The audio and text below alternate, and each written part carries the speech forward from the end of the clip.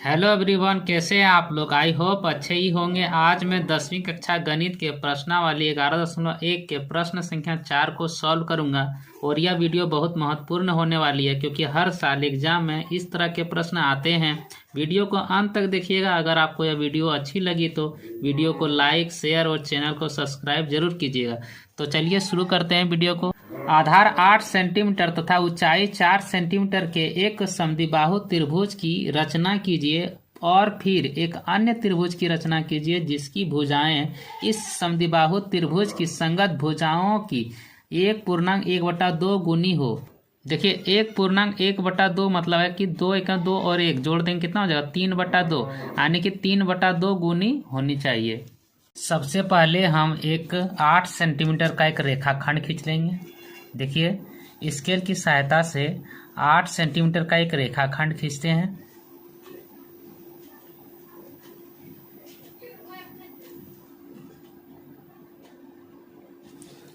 अब इसका नाम लिख लेंगे, यहाँ लिख लेते हैं B और इसका नाम लिख लेते हैं C। अब इसको समद्विभाजित करेंगे। देखिए समद्विभाजित करने के लिए देखिए यहाँ इस बिंदु पे रखना है हमें और इसको आधा से ज़्यादा लेना है, आधा से ज़्यादा, और ऊपर में एक चाप लगा लेंगे ऐसे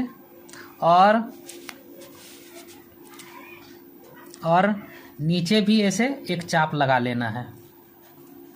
इसी प्रकार बी से हमें यहाँ ऊपर एक चाप काटना है और नीचे भी एक चाप काटना है। अब ये दो बिंदुओं की सहायता से एक लाइन खींच लेंगे।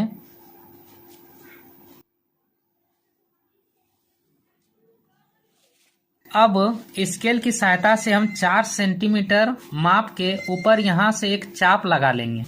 अब देखिए यहाँ से हमें 4 सेंटीमीटर माप लेते हैं। यहाँ देखिए 4 सेंटीमीटर है।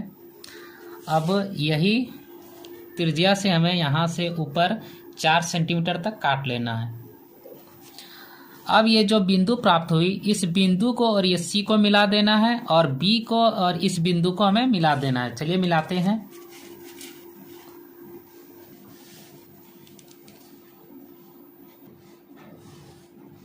मिला दिया।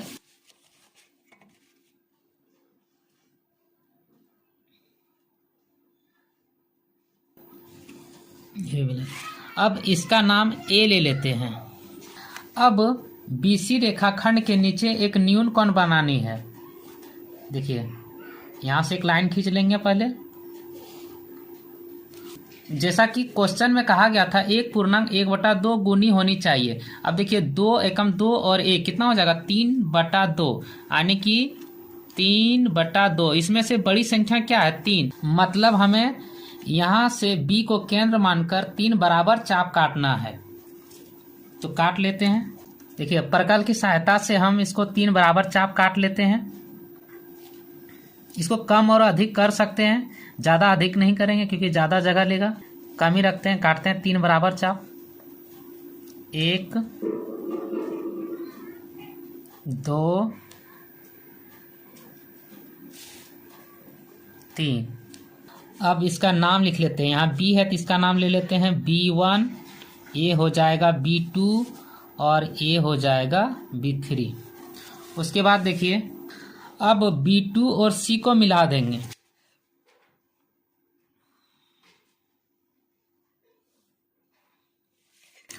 अब B2 और C के समांतर एक और हमें समांतर रेखा खींचनी है। B2 और C के समांतर एक और रेखा खींचनी है। इसके लिए सबसे पहले हम B और C को थोड़ा बढ़ा लेते हैं।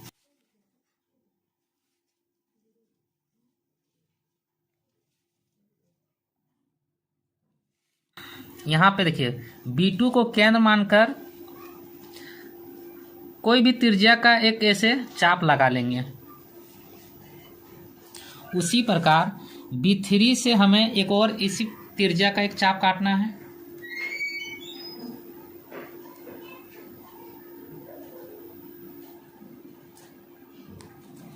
अब यहाँ जो बिंदु प्राप्त हुआ और ये बिंदु दोनों को माप लेना है और यहाँ जो कटा था यहाँ से इसको ऐसे काट लेना है। अब B3 और ये बिंदु को मिला देना है।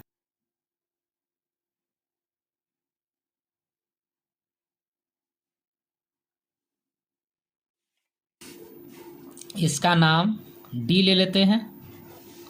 इसी प्रकार ए और सी के समांतर एक रेखा ऊपर खींचनी है, तो उससे पहले हम बी और एक लाइन को बढ़ा लेते हैं।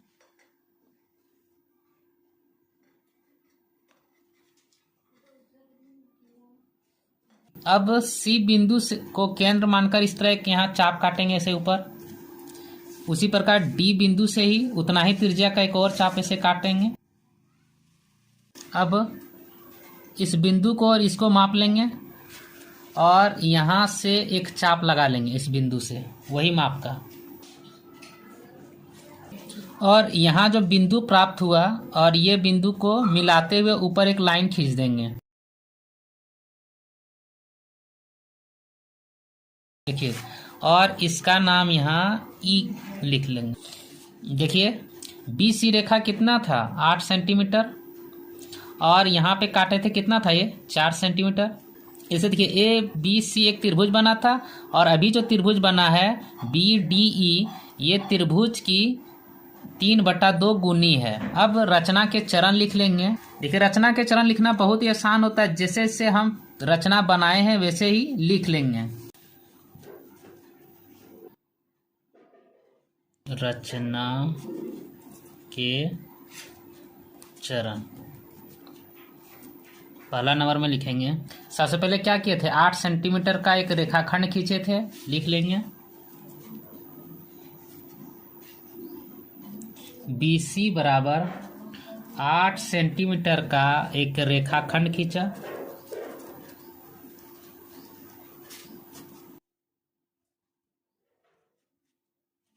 फिर BC को समद्विभाजित किए थे, BC को समद्विभाजित किया। उसके बाद 4 सेंटीमीटर काट के एक त्रिभुज बनाए, लिख लेंगे। ऊंचाई बराबर 4 सेंटीमीटर लेकर एक त्रिभुज ABC बनाया। उसके बाद BC के नीचे एक लाइन खींचे थे, मान लेते हैं यहाँ X ले लेते हैं, एक BX लाइन खींचे थे, उसको लिख लेंगे, और जिससे एक न्यून कोण बना था।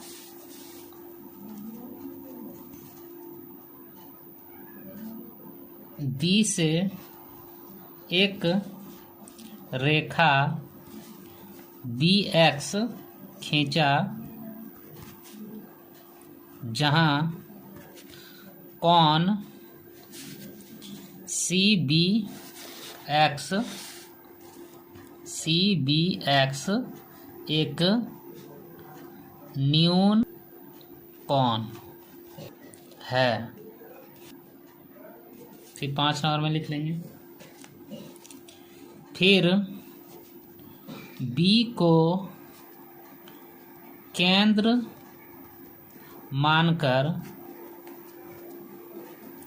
3 बराबर चाप काटा था, 3 बराबर चाप काटा। देखिए, 3 बराबर चाप काटे थे, B1 B2 B3।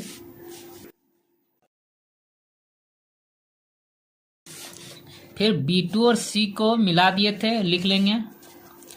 B2 से C को मिलाया। उसके बाद B2 और C के समांतर एक B3D खींचे थे, BC को बढ़ाते हुए, जहां D पर ये काट रहा था।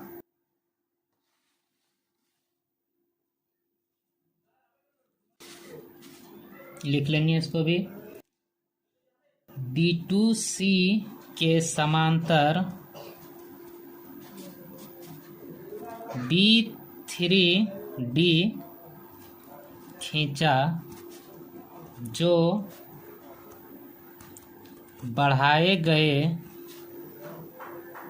BC से D पर मिलती है। और 8 नंबर में भी लिख लेंगे वैसे ही। AC के समांतर D खींचे थे, AC के समांतर DE खींचा जो बढ़ाए गए AB से E पर मिलती है। अब इसका औचित्य लिख लेंगे। औचित्य, चूंकि देख लीजिए DE समांतर CA है, DE समांतर CA, इसीलिए DE समांतर CA, इसलिए लिख सकते हैं इसको AB समरूप त्रिभुज ABC समरूप त्रिभुज EBD होगा, अर्थात देख लीजिए यहाँ पर देखिए EB क्या हो जाएगा, AB का समरूप हो जाएगा, BD समरूप हो जाएगा BC का, और DE समरूप हो जाएगा AC का। लिख लेंगे EB बटा AB बराबर BD बटा BC बराबर DE बटा AC बराबर क्या हो जाएगा 3/2। इस प्रकार त्रिभुज ABC के समरूप